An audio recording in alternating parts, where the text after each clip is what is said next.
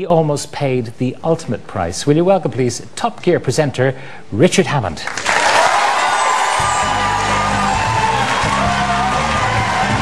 to see you, Richard. Come on, sit down.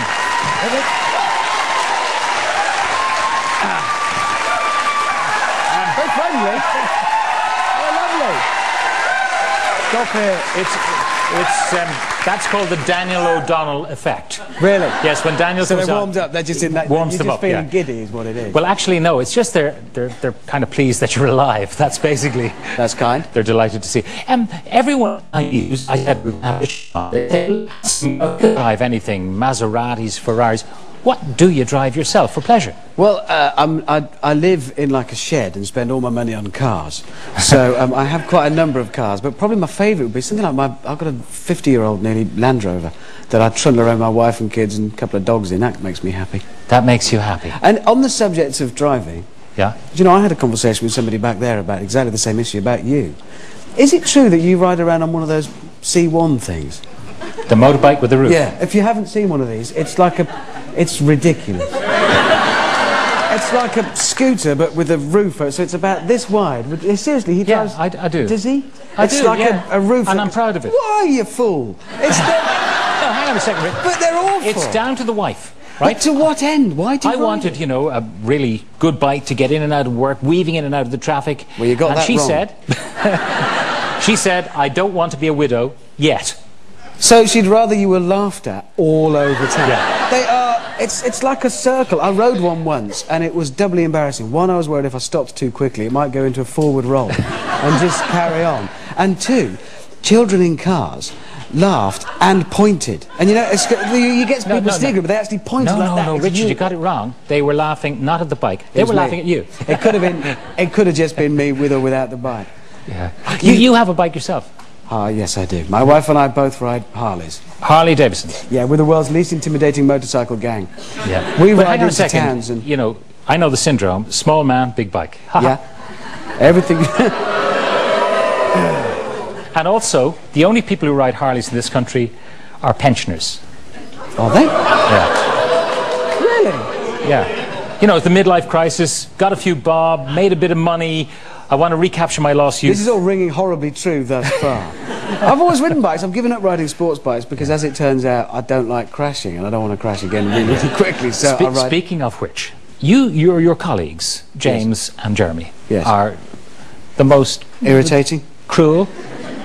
They really are cruel. I mean, they brought you back. You know, here we are. He should still be in hospital. When you say they brought me back, that's not like a resurrecting type of way. No. In fact, I doubt you would accept the kiss of life from Jeremy. Oh, but anyway, back on Top Gear, and they wanted you to talk your way through the crash. Yes. Okay, and this is just a little of what happened.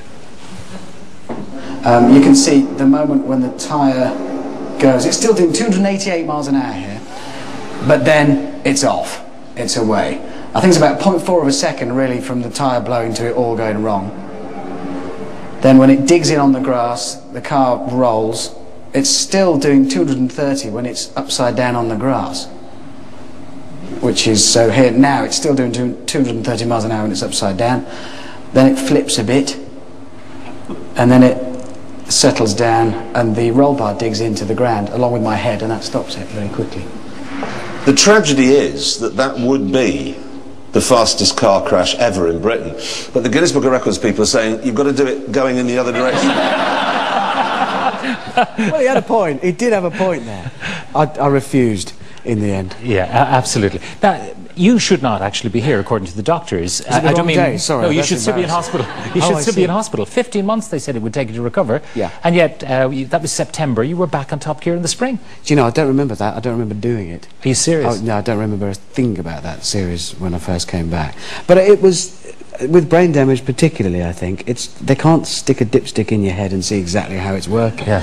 So there really is no way of knowing. So all they've got is statistics, and all the indicators were I'd be there for a long time, but I'm and you're out, and you're back working again. And well, assuming I am, unless I'm in a hospital room now, and this is not... And this is all a terrible dream. Yeah. But the lads were very cruel. I mean, they called you a mental. Well, of course they were cruel, because I work in a place... I mean... They handed you tissues in case you dribbled? Yeah, that was kind.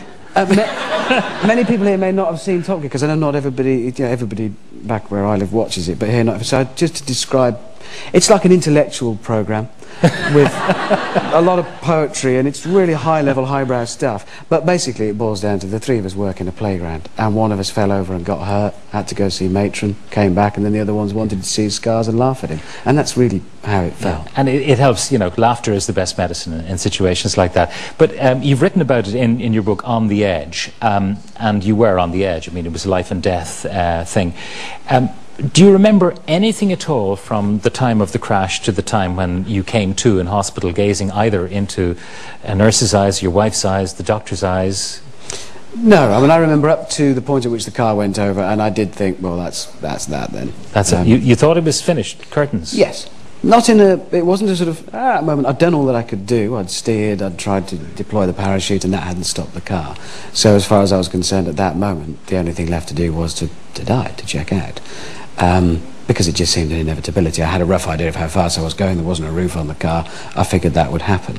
But then coming out of the coma and the time from there on, it was all a bit confusing. I mean, I do now have tremendous empathy and sympathy for anybody who is either themselves in any sort of clinically confused state, or is maybe watching a loved one in that same state, because it's a pretty difficult place to be, having been there and been lucky enough to get better. Now, you lost a lot of memory. Yeah. So when your loved ones arrived, I mean, did you know who they were?